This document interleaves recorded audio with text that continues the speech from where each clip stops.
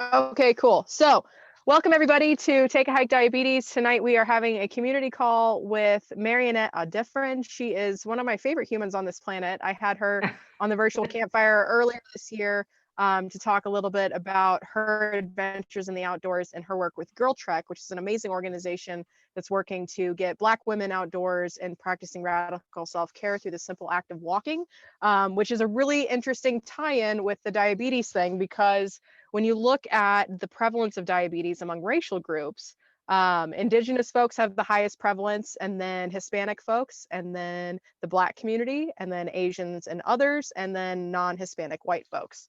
So what GirlTrek is doing is paramount for diabetes prevention, diabetes management, especially given how prevalent it is in the Black community.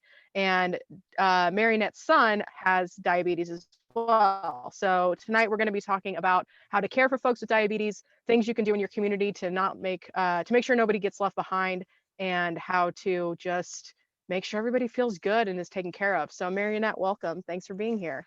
Hey, thank you for having me.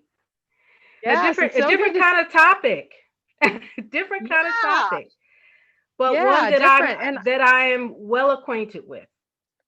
yeah, so I think let's jump straight into it. I know your son lives with diabetes. You want to talk a little bit about his diagnosis, what his experience has been like, and what it's been like to parent somebody with diabetes? Yes. So my son will be 19 this month. He's had diabetes for 18 years. He was Woo, diagnosed he got young. at a year old, 13 months. And it came as a complete shock. Uh, his symptoms were, now that I look back on it, the classic symptoms. He was still in a crib, for goodness sakes. And I can remember one night, uh, talking to someone on the phone and having the baby monitor there and hearing him throw up. And so I put the phone down, ran to him, and not only had he thrown up, he was wet from head to toe. I mean, like a bath wet with urine. And I was like, this is crazy. I mean, I gave you a bath. You went to bed dry. And so this literally went on for about a week and a half, almost 2 weeks of this wet, dry. And and WebMD, I don't even know if WebMD, I mean, it was out by that time, but I don't know how long WebMD, but he had a number of like little infections. He had a urinary tract infections. He was dealing with ear infections. A lot of things were attacking his body previous to that. So I'm thinking part of this is all tied in together. Diabetes never entered my mind. So I type in his symptoms into WebMD, and this is probably after a week of this going on. And it came up either diabetes or a urinary tract infection. And I'm thinking, surely this is not diabetes. This must be a urinary tract infection, which he had already had. So I'm thinking, I just need to make an appointment with the doctor. While I'm waiting for the appointment, the thirst thing hits. And this boy has finally started walking, and he's toddling over to the refrigerator, pulling on the refrigerator because he wants something to drink. And I'm letting him drink anything. If it's juice, I'm letting him drink it. If it's milk, I'm letting him drink it. If it's water, because I don't know what, the signs are. Now, my mother had gestational diabetes, but I don't think that I really knew she was still struggling with that because she hid it from us. Had I kind of known that, I might have put two and two together. But even when we finally got the doctor's appointment, which was 2 days before Christmas, um, I didn't tell the doctor that I suspected diabetes. I just went in and I said, he's having problems. It might be he's not dealing with the antibiotics that he had before, just made up stuff really. And they said, okay, we'll try him on, for something else. He might have a urinary tract infection. At that time, they're giving out antibiotics like it's willy nilly. And I said, said, well, before we go, I said, by the way, this is some of the other stuff that's been happening that I've noticed. They took his diaper off. It was heavy. Okay. They took the diaper, I guess, went and did a test. The doctor came in. They said, do not pass go. Do not collect $200. Head straight to the hospital. It's Christmas. I'm expecting my parents to come in, and he more than likely has diabetes. They didn't even tell me what his reading was. I'm sure it was off the charts. And my husband says, no, don't go straight to the hospital. Bring my son, in true African fashion, bring my son home. Your parents are coming. I will take my son, ha ha ha, Wakanda style, to to the hospital. And that's how we did it. He wouldn't even allow me to spend the night with him in the hospital. He had to train me on an orange. My husband did, on how to, give him a shot. And that's where our life kind of began with diabetes, you know. So Wow. yeah, pretty scary stuff. Wow. I mean, yeah. And so he has type 1? Type 1. Type 1. Yeah. So, do you want to talk a little bit about the difference between type 1 and type 2? Because there are some serious differences. And I know that there's a lot of one of the things that we're really passionate about at Hiking My Feelings and with this program is like uniting everybody with diabetes, because Right. there's like I think there's 1.5 million people with type 1 diabetes diagnosed in the US, and then like 34 million people with type 2, and then 80 something million with type 1 or prediabetes. So let's talk a little bit about the differences, and then I have some other questions about just like what it's like to go from like a baby up until 19 and going out in the world with Yeah. diabetes. So type 1, what's the deal? So type 1 essentially is your body is not it quick the quick version is your body is no longer producing insulin, which deals with how to break down the sugars so that your body can use it. It's been destroyed. There's nothing coming out of your pancreas. And that's basically what it is. There's no Yeah. amount of exercise, there's no amount of diet that's going to change it. Some people go through a honeymoon stage where you still have your body might be producing a little bit, and so you're kind of transitioning into full blown. That was not my son's experience. He went from straight from being able to tolerate foods to nothing. No honeymoon. Yeah. He had to go straight to full dosage of insulin, and trying to figure that out was a nightmare. Was a Oof, nightmare. bad. Whereas with type 2, it's preventable. Let's just, it's preventable. Call it It's what a it is. lifestyle. Yeah. Yeah. Let's be honest with ourselves. It's a lifestyle situation that can be, managed, better managed, or even reversed with Right. diet and exercise. Yeah. So, but the more you ignore that, the worse it gets. And that's when you get into Right. the amputations, and you start losing toes, and Right. it causes heart problems. That's how Luther Vandross died. A lot of people die from complications, blindness. um, Hmm. those are the complications of not managing type 2 diabetes. And then you have the pre-diabetes, which you may as well just that that's what they tell you initially. Oh, Yeah. you've got pre-diabetes. Well, your A1C levels might be slightly elevated, and they're not quite at the range of your blood sugars are not quite 126, because they say if it's 126 and above, then Yeah. that's the type 2.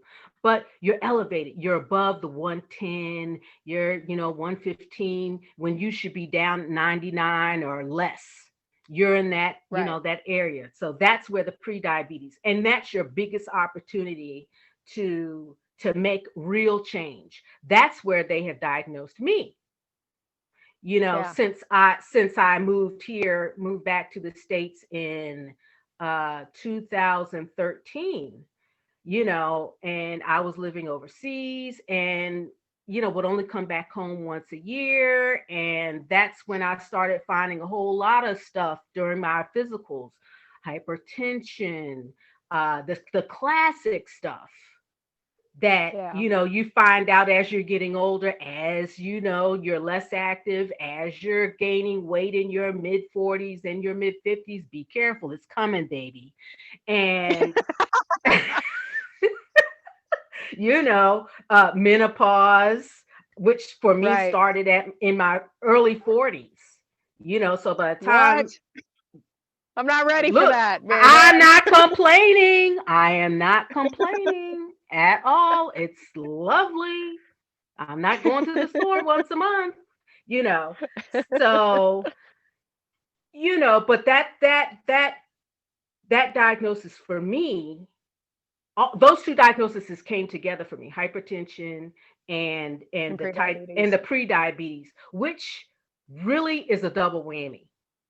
It's a double whammy. And the doctor basically told me, if you do not take care of this lifestyle wise, then you're going to end up with complications down the road from one or the two of these things that are going to prematurely, he basically said, it's going to prematurely alter your life and maybe even kill you.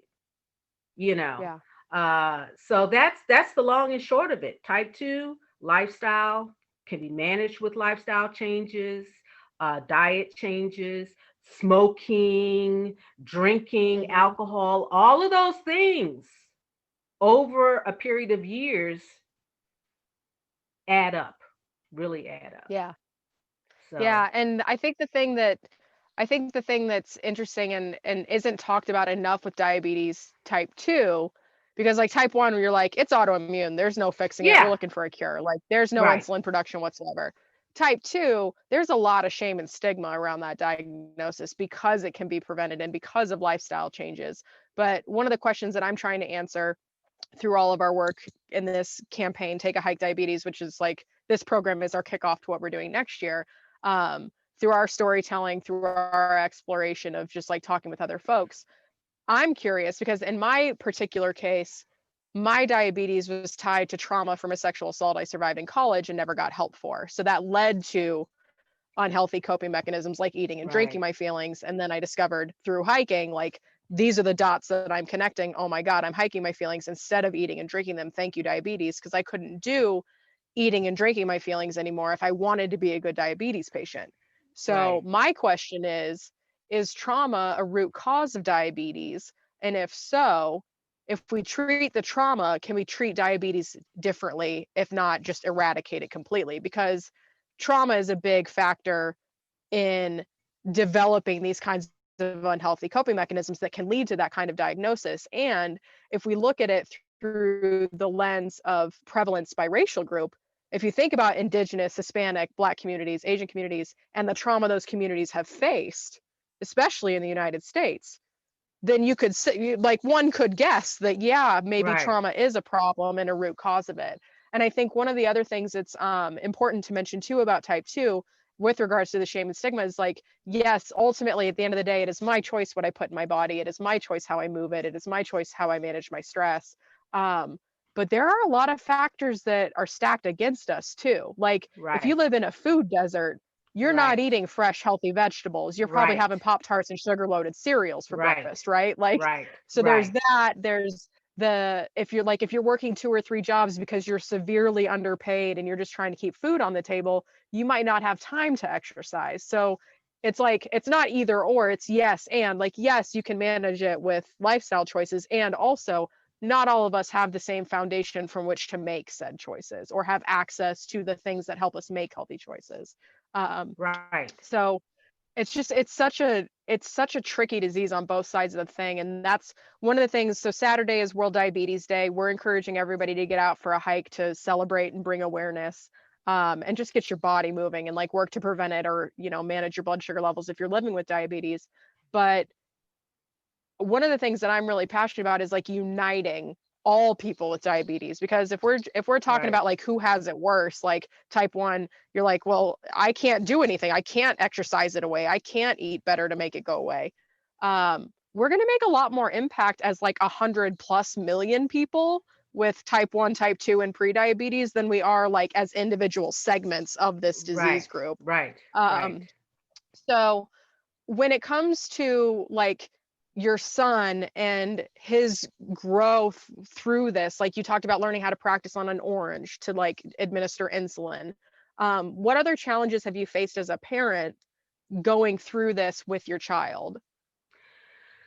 I think because he grew up, he was diagnosed so early, and then like within a year after his diagnosis, we moved abroad to a country where you want to talk about stigma. You know, I can't even tell you the stigma of um, moving to an African country, and here is a young child who has to prick himself with a finger. He understands this, and he doesn't cry, but he knows this has to get done. He doesn't fully understand everything, but he knows that this has to be done. And watching people with their mouths agape because, oh my gosh, there's blood, voodoo, and all sorts of things go through their mind. This child is cursed, all those things culturally, culturally Right. played into that. And I thank God for my mother-in-law who brought me a nanny who we didn't know at the time, but was smart and picked things up. And so here I am. I am with my books on diabetes management. I mean, books on how to, take care of him. And I go and I'm trying to find a doctor and I'm trying to talk to people. And I ended up literally having to teach my nanny how to help him, and she was smart and she understood and she could do the math because it came down to being able to do math because we were using a counting carbs mechanism. Everything. He didn't put a thing in his mouth unless we counted the carb on it.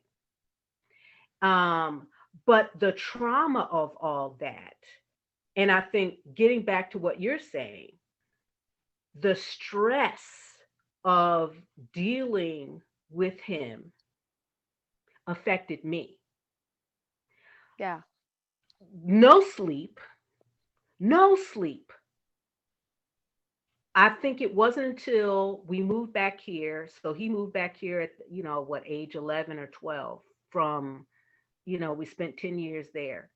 And he moved back here and I literally had to say, God, I need sleep. I cannot keep getting up at 2 in the morning, checking him to make sure he hasn't tanked. And Right. I'm going to trust you that my son is going to be alive when I go in there in the morning. And we all know what lack of sleep, proper sleep does to our bodies, our hearts, everything is affected. And I think that was part of the stuff that I had to deal with because although my husband was there initially, because I had a nanny, he stepped out. And when I moved here, there was no nanny. And I got back to the it's all on me and the no sleep. Right. And to me, that was traumatic. His whole life Yeah. was a trauma for me. I'm sorry, that may not be nice to say, but it was a trauma for But me. it's true. It changed any dreams that I had, any desires that I had. My whole life, I had to have him to the hip. I couldn't let him just go to school and be a normal kid. He literally had to have somebody there because those teachers and the administrators didn't really understand what it was what you had to key into. Was he, and it seemed like his symptoms of a low were the opposite for what someone might be if they were high. He wasn't lethargic. He got keyed up, you know. And so I had to have my nanny there. Thank God, I'm paying her to do this, mind you. But she was there from the time of drop off in the morning, the whole school day. She sat outside the classroom. When there was snack time, she came in, she tested his blood sugar. We already had his lunches pre-made, so we didn't have to worry about that. She knew how much insulin. I showed her how to do that. We did all that ahead of time. But somebody had to be there because I could not trust the teachers to understand, like a parent understands, how you have to keep an eye on a child who cannot necessarily communicate to you, Mom, I'm low. I need a snack. Yeah. So I thank God for that. But and he is at this point in his life, he's over it. He is over it. And I said, you cannot be over it. You've had this too long. Right. You're at the stage where if you don't get yourself together, and that's my trauma now. How do I let go when I don't feel that he is truly, he's at work now. And I have to say, when I drop him off at work, I'm sorry. My son does not have a license. No license. And because I don't know if you're going to do what you need to do to check yourself before you get behind the wheel. Right. My mother, because we've heard those stories. Yeah, people going low while they're driving, they pass out. It's a whole thing, and it's terrible. It's horrifying. Exactly. But if I tell him that, that's gonna be more trauma on him. So it's just I'm in this cycle. He wanted to go a couple of years ago. He wanted to go for spring break. He wanted to go to Boston to see a friend. Absolutely not. You're not taking care of yourself the way you need to. You're not going to go and become a burden on somebody else. I'm not going to be sitting up here waiting for a phone call that my son is in an emergency room. And I'm sorry, I'm not going to feel sorry, for being helicopter, because you're not doing it yourself. So that's the battle that I'm in right now. And he has just told me that he wants to live, move into a house with some other friends. Huh? You want to do what? So I don't know. Yeah. I don't know. At some point I'm going to have to let him go. And like I did before, trust God that, you're going to be all right, or you're going to wake up and realize how important it is for you to take care of yourself. But for my own, this has been a whole 19 years of trauma that I know has affected, my hypertension, which we have now discovered is not based on diet, because I've lost the weight. I do exercise. So now the doctor's like, no, this is something that's hereditary and it's elevated, and we just have to keep you at a good level, The diet and exercise for my own pre-diabetes, I'm not even taking that pre-diabetes stuff. I don't check myself regularly. I know that because of my diet, because of my exercise, and intermittent fasting, you and I've discussed that, is a godsend for people who have type 2 diabetes. Intermittent fasting is a godsend. You will lose the weight. You give your body a chance to not be on that constant grind of sugar highs, lows, and that's the real problem with type 2 diabetes. What you eat is a constant release of insulin, and your body gets to the point where they resist the release of insulin, and that's why it's called insulin resistance. And you're just and your body just finally just says, I can't do this anymore. I can't. I'm done. I'm out. Yeah. Yeah. And that's when you have to take insulin. I don't Right. take metformin. That's what was prescribed to me. I had the pill sitting there, but my doctor's Yeah. like, yeah, your A1C is okay, and keep doing what you're doing. But Yeah. it's I was trauma. lucky that I was diagnosed like young and early in the process of the disease like progression. Right. Um, and I was on metformin for like I think 8 months, and my goal was just like I do not want to be Get tied to a off. medication for the rest of my life. Like I just Right. do not. And if I ever come across a condition where that is 100% my only option, then sure. But like as much as I can prevent that, that's my goal. Like that's why I started Right. hiking. That's why I eat the way I do. That's why I have built a life around spending time outside as much as Right. humanly possible. Right. Um, and that's why I also don't allow my feelings to fester. Like that's a huge part of diabetes management that I don't think gets enough airtime is like the stress and the trauma, whether that's ancestral, generational, yours, only yours, whatever. Like we can't keep going around in circles and not talking about the things that are hard and not talking about the things that make us anxious or depressed, because like all of that compounds itself, Right. and Right. diabetes in and of itself can give you anxiety. Like if you Right. are already have a proclivity to be an anxious person, now you're like, here's what you can and can't eat, here's what the rest of your life looks like if you don't do this right. That is anxiety inducing like a mofo. Like that is Yeah. crazy, the stuff Yeah. that we tell folks. And it's like, I wish that more people would get diagnosed early. I wish more people would get A1C tests like on the regular. Like, I don't know why that's not just part of everybody's standard physical. Like, I had to go and get that It because is, but that's the I thing. wasn't For getting it's that more so before. now, more so Yeah, now, which is yeah, how they found it for me when I came in and I yeah. said I just want a total thing, because, like you said, the only time they gave me an A1C test was when I was pregnant. Mm, That was it. Well, yeah, that was, God knows how many years ago, three kids, right. 4 kids ago. But then when I came in and I said I wanted a full physical, that's when they did the A1C. They just tell you, oh, don't eat. When they tell you don't eat, part of that should be, okay, it's an A1C and it's the other, normal tests that they do. Um, Yeah, but yeah, I think for Black people, it's a lot of stress. It's a lot of cultural stress that happens yes, to ma'am. us. Um, and it's where we live. It's the environment that we live in. Is there abuse in the home, either child abuse or domestic abuse?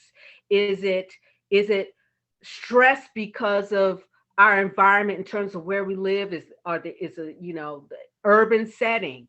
There aren't areas to get away and get out. And when you do get out and get away, someone's calling the police on you saying you don't belong here. Right. And that was going Ooh, to be how my does next that question. work? It's like, yeah, like I so have you experienced, because I know that there's a ton, it's like rampant in the medical world that Black folks aren't believed or they aren't taken seriously by medical professionals. Since your son was diagnosed so early, I would think that that might not have been an issue, but have you guys faced any of that in your journey through caring for your son and this diagnosis? Thankfully, not.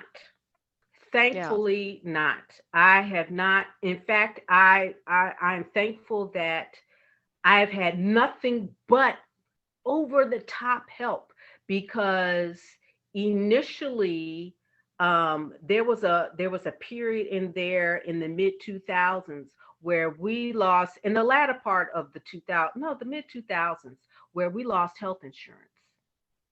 Okay, we all know how much insulin is. Now, it wasn't as Let's expensive. talk about that, because I don't know that everybody Oh knows my that. Insulin's gosh. expensive. And if you don't have Oh my insurance, good God. luck. Yeah. I have been blessed. Now, our family twice has faced financial hardship. I personally have gone without preventative care, mammograms, pap smears, dental, because I had to make sure that there was money there so that my son could get his insulin and all the supplies that he needed. That, you want to talk about stress. That was stress. And Yeah. initially, a bottle of insulin was $240 or less.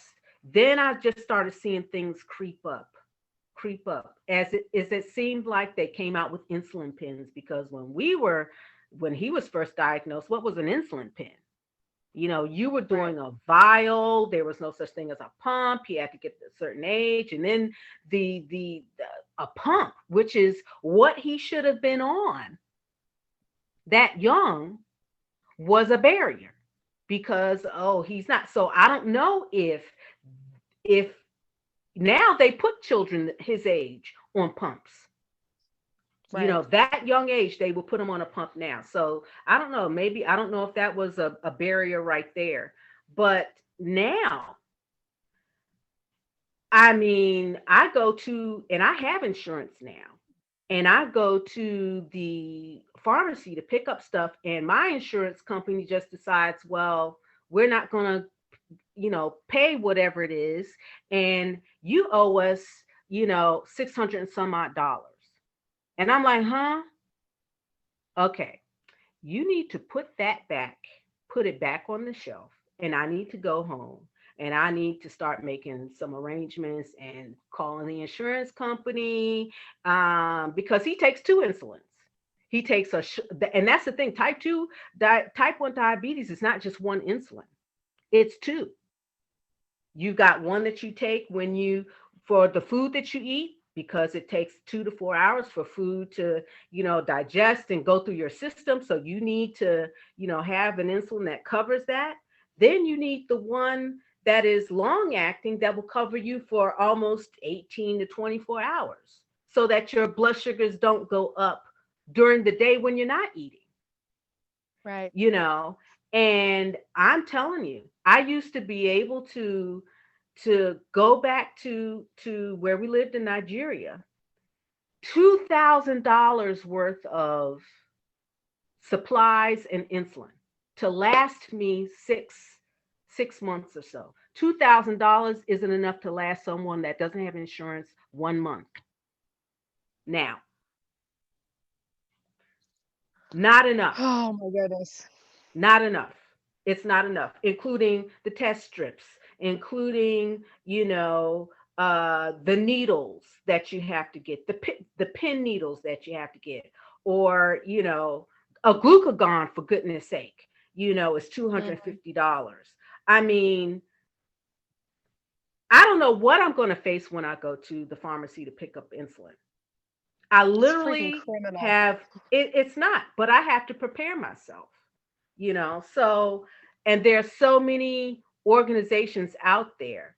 I mean, the stress of knowing that an endocrinology, you know a department or a business, a practice, would not even treat my son if he didn't have insurance, because they said I needed a referral. Excuse me? What? So I How many can't just. people are undiagnosed and just like suffering? Like, because Exactly. if that's the case, because like, and it's not, and especially when it comes to type 1, it's like, yeah, you check your A1C, but then you also have to test for antibodies. You have to go see an endocrinologist. Like, and if you need a Right. referral for that, first of all, like, if you don't have insurance, you're not getting an A1C test. Let's be real. Like, you can Right. go to a lab and pay cash, but like, who knows how to do that? People with insurance probably don't know that you can do that. I only know that because somebody told me. Like, that's not, Yeah. and like, Yeah. and I currently don't have insurance either. I am like rationing test strips, and I check like before I go out on a big adventure to make sure that it's not too high. But otherwise, like, I don't know what my blood sugar is. They told me 2 years Exactly. ago that I reversed it, but like, I don't know if my living situation now has helped that or hurt that. I haven't had an A1C test in 2 years. So like, I don't know. For all intents and purposes, the last time they told me I went to the doctor, they're like, yeah, you reversed it. And I was like, cool, I'll believe that and I'll keep doing what I'm doing. Right. And I'm guessing, because I'm not experiencing any symptoms, that that's still the case. But the fact of the matter is, I don't know. And that's underlying anxiety as well. And Exactly. knowing that, I like, knowing that I have to pay attention to what I eat, and knowing that right now is a time of financial hardship for us because we're doing everything we can to build this organization, which Right. requires us to work on it full time and not part time. So it's like, I'm not going to go get another job because this is my life now.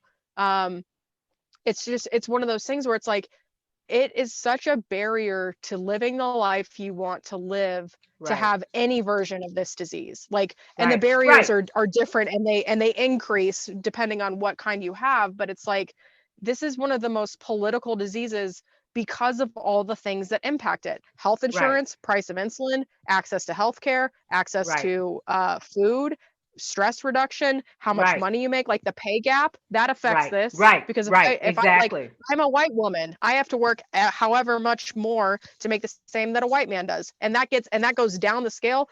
Hispanics, blacks, like, it gets worse and worse and worse as you Exactly. go down the list of racial groups. And it's like, it's criminal, honestly, that It this is the is. way that people are experiencing life here. And also, because type 2 is preventable and is so impacted by diet, why are these companies that sell absolute garbage food not responsible for this? Why do they not, This like, why are is Doritos still allowed? Why is soda still allowed? Like, why are they not paying for insulin access? why are we serving garbage to our kids for a lunch program in Right, schools? Why are we serving right, pizza? Why are we serving mashed potatoes? right, Why are there soda and chips in a vending machine? We are not doing right. the vicious cycle. Every time I look at a commercial on TV and I see, the frosted flakes, and for goodness sakes, yogurt is one of the worst. Yo, no Yogurt, kidding. Yogurt's got like yogurt 30 is one grams of of the sugar in it. worst. It's Yes. Are you kidding horrible. me? Are you kidding And you're me? positioning it as healthy. It's like unfrozen ice cream. Let's be Exactly. honest. Exactly. And the snacks, when I Wild. go, okay, so I am like, I watch all the home shows, not because I don't have cable, but I mean, on YouTube mainly. And I see all these people doing and great, you're doing a great job organizing your pantry and organizing your refrigerator in all these nice plastic bins. And then I see bins with chips and M&Ms and Pop Tarts and breakfast bars, and Right. goldfish, and they're like, oh, and we're gonna grab these things when we go out the door, and so the kids can grab it. They don't have to ask me. Excuse me. The way your child is eating today is going to affect them within the next, because childhood obesity is on the rise. Yes, and ma'am. and the prevalence of children with type 2, teens with type 2 diabetes is It's a wild. problem. Yeah. And the all that you're eating now is setting them up for failure when they hit their 40s. When Yeah. they hit their 40s, that's when stuff is going to start kicking in, Mm-hmm. you know, and And trying to that's get assuming that they have a beautiful life between everything else. Like, that's assuming that the only yes, thing that sucks is that they're eating poorly. If they right, have any kind of trauma, if they start drinking anything, if they start right, doing drugs and doing like anything right, else, it's going to be even worse. right, right. If you live and the closest food store to you is Dollar General Right. or Dollar Tree, and I've seen those videos of people who go in and say how to eat a healthy diet at these places. But people who are living that lifestyle, it's cheaper for you to feed your family on McDonald's than it is for you to Yep. go and get, a bag of frozen vegetables.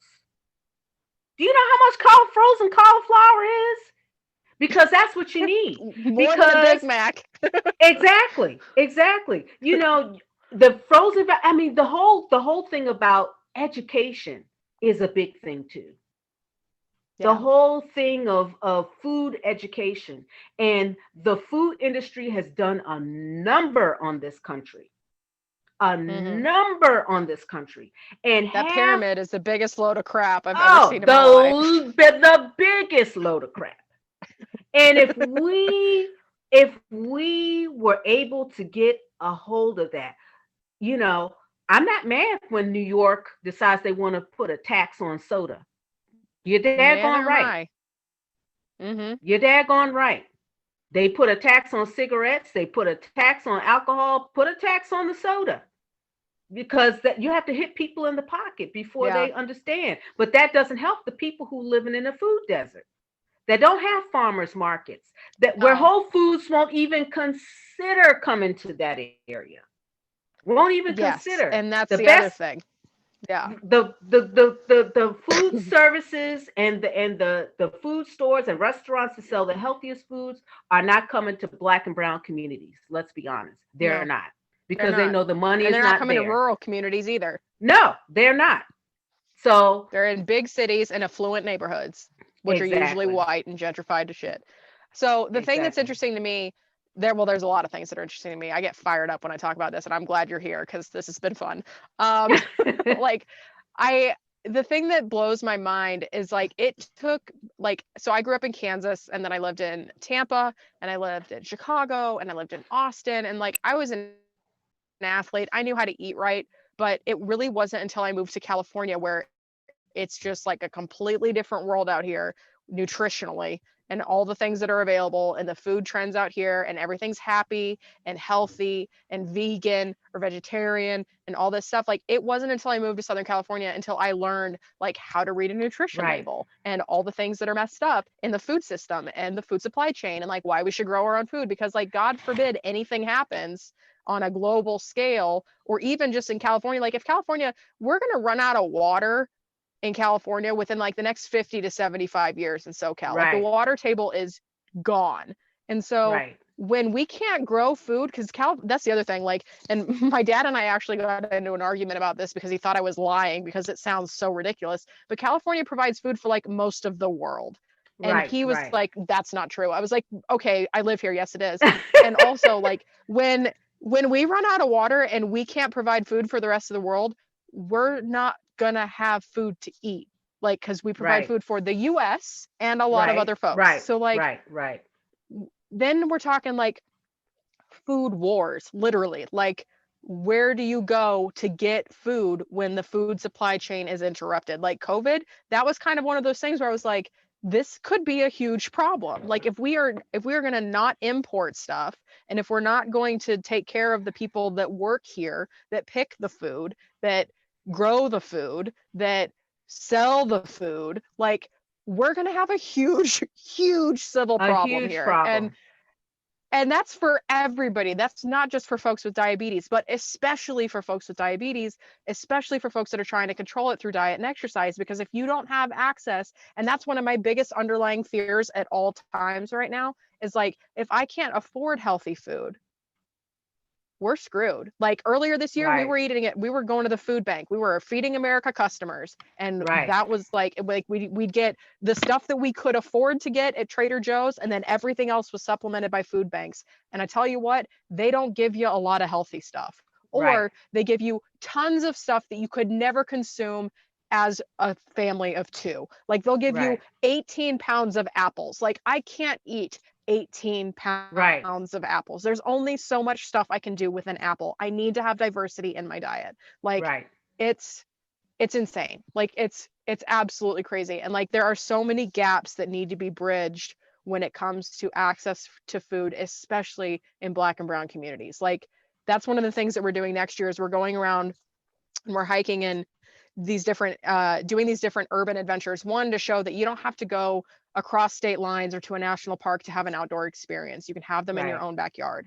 Like right, Chicago, they have a trail that goes all the way around the city. All of it is accessible by public transportation.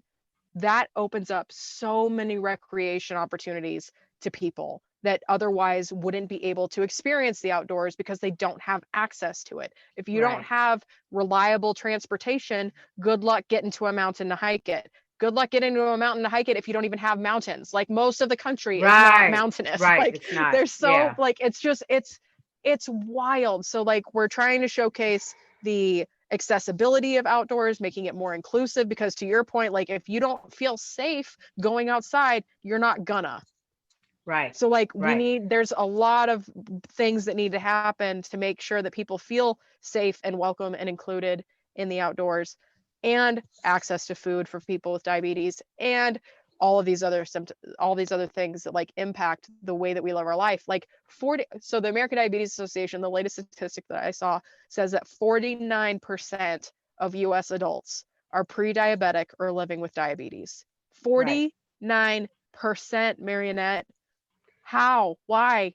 And Why you is this a can thing? lay Well, we know that why it's a thing. We all just squarely. discussed all the You can things. squarely lay that on the majority of that, probably 95% of that on the food industry, because all Yep. they're trying to do is make a buck. And they come out with these big Yep. products every year that are don't help you health wise. It's like big Right. pharma, food industry, you know, none of It's that all stuff bad. is really helping. It doesn't treat anything underlying. Treats No, and nothing that's the thing is like underlying. it looks at the body as like a problem that needs to be fixed and doesn't address the root of the symptoms that we experience. Because Right. when I went to the doctor, like when I got diagnosed, I had been paddleboarding like 2 weeks prior. It was really hot outside. I was out there for too long. I didn't bring enough water. I thought maybe I was dehydrated or maybe I got a heat stroke or something, but I had like serious like gastrointestinal problems for like 2 weeks following that Mm. paddleboarding session. I went in there and I told them that, and they were like, cool, sounds like you got Crohn's disease. And I was like, could we maybe Hey, we not could talk jump to about like that too. Yeah. yeah, I was Crazy. like, I like my best friend Adam who died in 2014, like he had Crohn's disease. And I knew that what I was experiencing was not what he was experiencing. But like even the medical professionals in general, like we have some of the best diagnostic care in the world. I believe that. Like I believe that I have type 2 diabetes. True. And also, we've got a long way to go when it comes to treating humans as whole, organic, living, breathing Right. things, because we look at Right. them like machines or computers, as if like all of our bodies contain the same parts, but they don't all operate in the same way. And when we start Right. looking at trauma and access to healthy foods and access to the ability to recreate and move your body based on how much time you have or don't have, and all of these underlying lifestyle factors, then we can make a huge stride in how we treat these folks. But like, we Right. don't care about that. Doctors get 15 No. minutes. They barely look at your chart. They kind of like look at you up and down. They're like, you're fat, you're fucked, right? Like the fat Right. phobia in the Right. medical industry is Right. like, it's so bad. Like, Right. and that is not doing anybody a service at all. So it's like, it starts with food, I think, first and foremost, and Yeah. Oh access yeah. to it.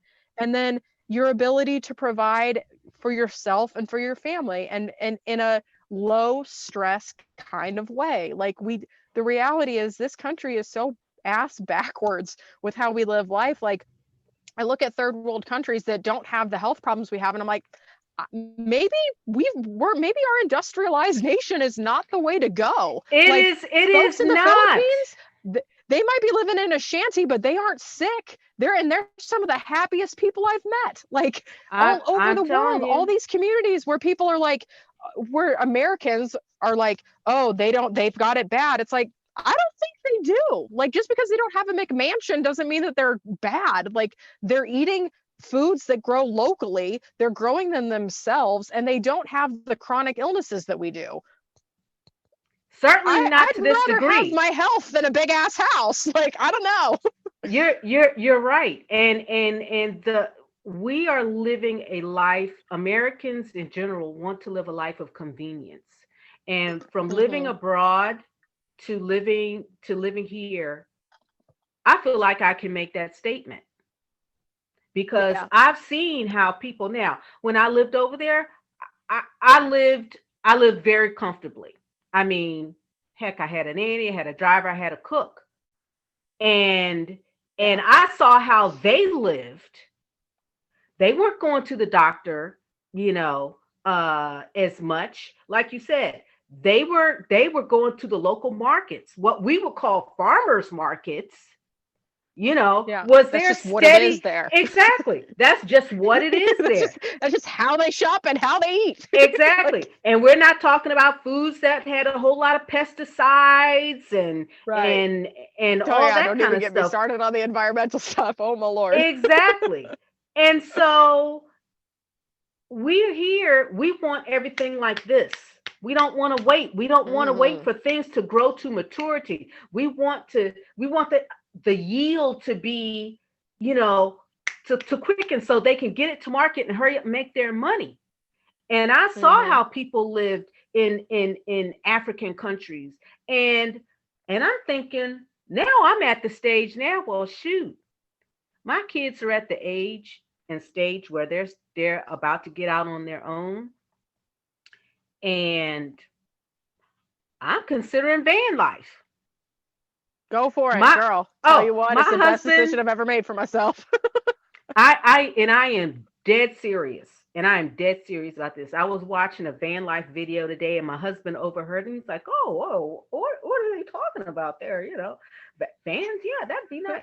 I said, "Hun, I am dead serious Real about talk. this." Let's do it. Well, oh no, I'm not even including him. This is just me. This is just me. I told him, I said, I want to downsize so that I can decrease my stress. It's the stuff. It It's is. the I'll tell you stuff what. that you have that trying It's to amazing keep that it, you know that trying to before get it. getting rid of it. Yeah. Yeah. So I told him, I said, this is what I want. The next car you buy me, because you're going to buy me one, I want it to be a van, and I want to kit it out. And it doesn't need Yeah. to be a big deal kit. I said, because I want to travel, and I don't want to pay $1,500 to stay in a hotel. I want to pull up in somebody's Right. driveway that I'm visiting. I don't need to come in and use your bathroom. I might use the Right. shower. I might Right. use your washing machine, but that's going to be about it. I'm going to be outside in your driveway, sleeping in my van, having a good old time. And then I'm going to be gone in about 2 days, and I'm off to the next spot. And that's and Yeah. people look up, what? And you how old? It doesn't matter. Doesn't I matter. don't need all this stuff. I don't Yeah. need it. I want to get rid of it. The next move I Yeah. make will be severely, like it's not gonna be, this stuff gonna be gone. And I'm only keeping it because of my, if I keep any of it, it's gonna be because of him and the kids, so they have somewhere to go, but I'm gonna be gone. Okay? Yeah. I'm out. I'm out. I'm out I've done because it. it's stress trying to keep up with this. And I have no delusions. I've been blessed. I've been a Yeah. stay-at-home mom, for all these years. I've only worked a few times. We've had some financial things, and I've gone back to work, but it certainly has not been where I'm punching anybody's clock. It's been a side hustle here, a side hustle Right. there, whatever I can do. And I'm in one of those side hustle times, but that's about to come to an end. And when it does, I'm coasting. I'm coasting because I'm going to be 58 next year. And I've told him, I said, my body's tired. I I'm can't not keep waiting doing this. another minute. I cannot keep doing this. I'm going to go set up the house, and then I'm hitting the road. I'll see you in that, because he doesn't even live here. Right. So he gets the luxury of coming back and forth. You know, king of the castle here, king of the castle there, you know. But I've got to reduce the stress. And I also Yeah. want to show my kids, don't get sucked into the debt trap. If you can't pay Yes, for it ma'am. outright, don't get it. The finer Right. things in life, what America says are the final things in life, are what's killing people. It's giving Mm-hmm. people stress. It's giving people trauma. Yes. It's what people are working 3 and 4 jobs to either get or keep. Right. For some people, I mean, and I'm going to be honest with you. I live in a predominantly white area, and I know that a lot of these people that have these nice fancy houses around me, their mamas and daddies are putting their kids through private school. They don't have that money, Mm-hmm. Right. you know, but you want to run around here and pretend like you Right. have that And for money. what? Like, For what? I doesn't even mean, matter. most of us are living above our means. We're not even living. We're Within. slightly within. And just Yeah. because you can buy it doesn't mean you should buy it. What are you teaching your kid? And I'm not, you know, don't come for me, people. Don't come for me. I'm gonna let Yeah. you. Do not come for me. Talking about, well, black people, we have a right to. I look. If you have money, you have a private jet, you have this. I fine. But that's not the average Joe's experience. It is Right. not the average Joe's experience.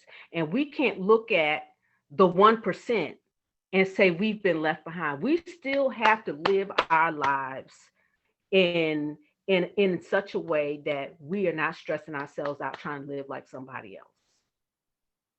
It Yes. Oh, you know that's the we root of it can't. all. Yeah. Yeah. And if we can just like slow down, reevaluate our priorities, live within our means, and then like fix everything that's messed up about the food system and the healthcare system and everything else that's contributing to this disease and all the other diseases that are rampant in this society, we can make some serious Yeah. changes in this world. Let's And go and do it. and Let's and let's for slice it up, me, Marionette. exactly. And for me, it's about helping someone besides myself. Helping someone besides Yeah. myself. Because focusing on you is stress too.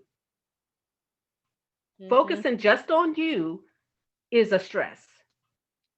Yes. So, you know, Oh, yes, it is.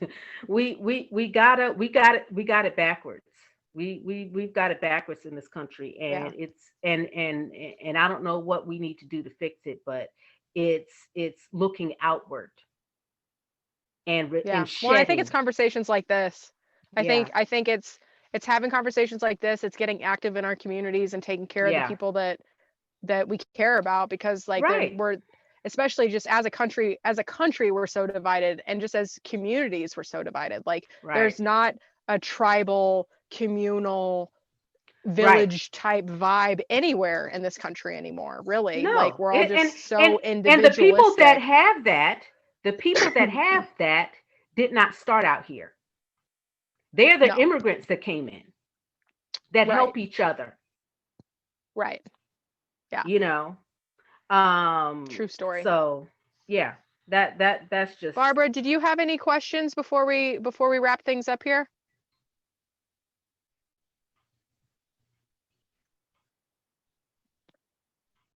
Let's see. Is she still listening?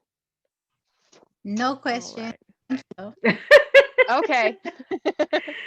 All right then. Oh Well, Marionette, gosh. thank you so much for your time.